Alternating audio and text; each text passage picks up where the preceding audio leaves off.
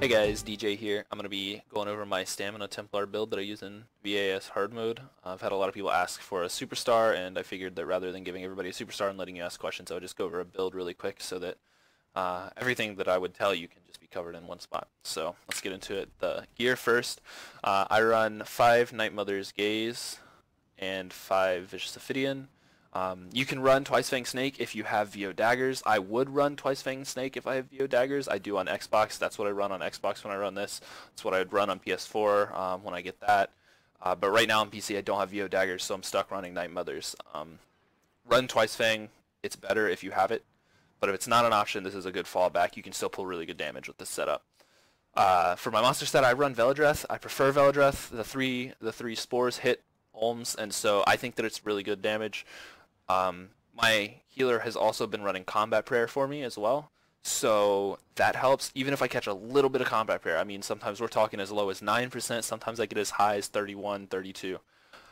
If I get really high Combat Prayer, I fucking crush it, but if I get low, it's still performing better than Slimecraw for me. So if you want to run Slimecraw, you can. I've seen very good parses with Slimecraw. There's nothing wrong with it. You can run Slimecraw. I just prefer Velidreth. I don't feel like Slimecraw does that much for me.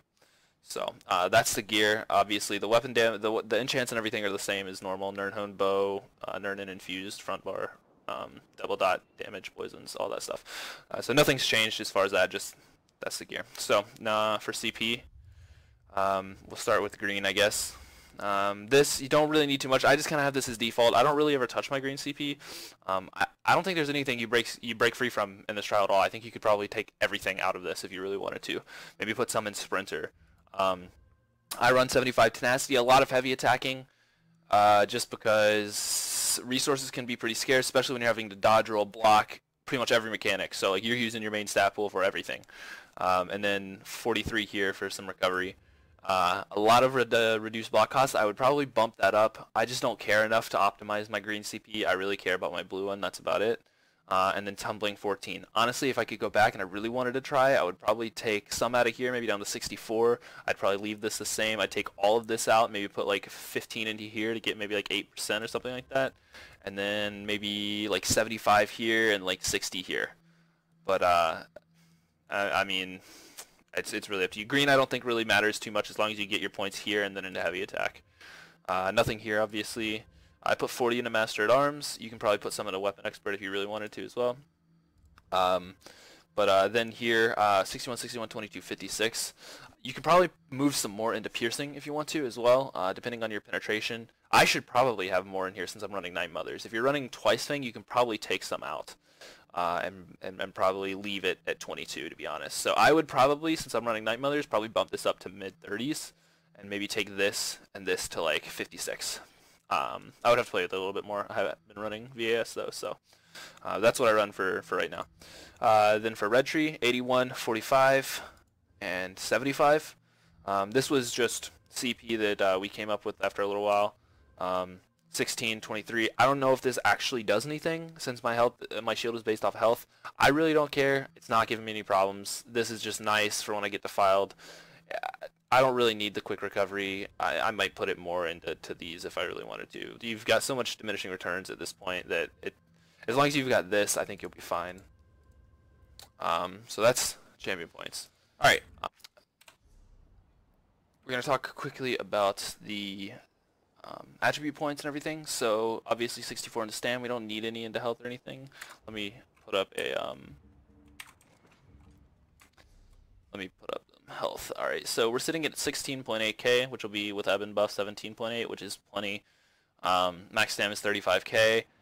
I use the Lover just because of the lack of penetration for stam in the trial. You don't have Thunder Flame, you don't have Night Mothers if you're running Twice Fang Serpent, all that stuff, or Two Fang Snake. So I run Lover. We've played around with running Warrior. I get the same-ish results between the two. If you're running Twice Fang, you can try the Warrior, see how it goes. But I use the Lover. That's what I like. So max health and stam food just by stat. Nothing crazy. Don't need dubious or anything like that. All right. So let's get into skills really quick. So for my front bar, I'm running Deadly Cloak, Blazing Sphere, Shrouded Dagger, Power of the Light, Rearming Trap, and Fallout Stormbreaker.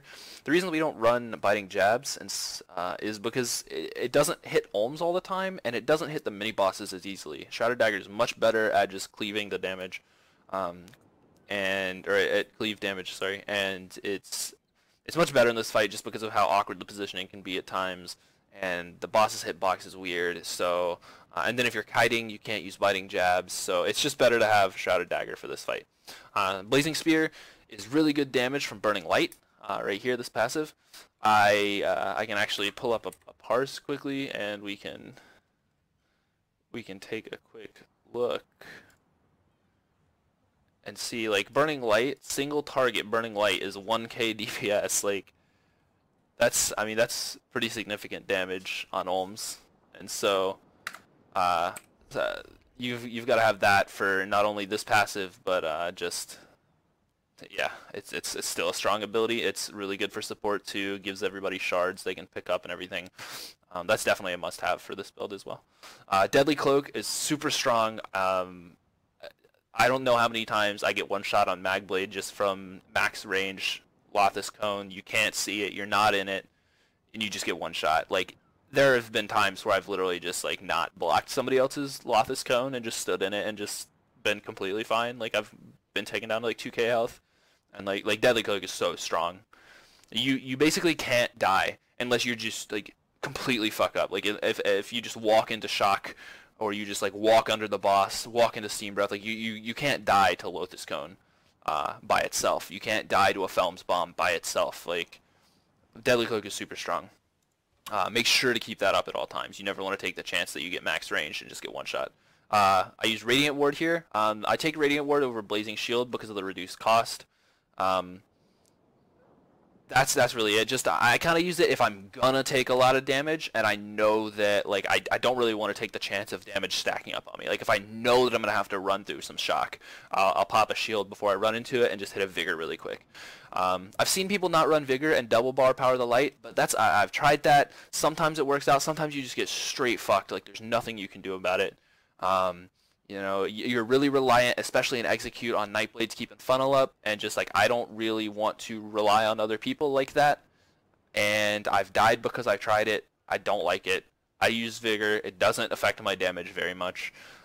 You can do whatever you feel comfortable with. If you feel comfortable that you're going to be kept alive by Nightblade's keeping up funnel, by all means, you can slap Power of the Light here and be A-okay.